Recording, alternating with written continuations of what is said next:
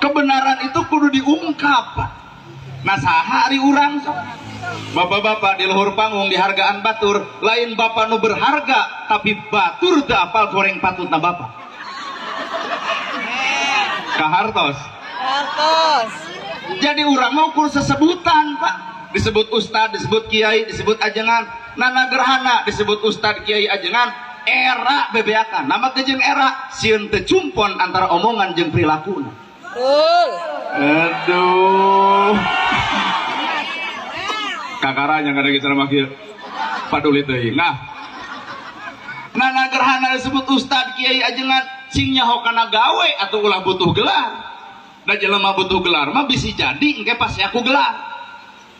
Nana gerhana ustad atuh berarti butuh. Kuring mah teu butuh gelar ustad, kiai, ajengan. Hareupeun Allah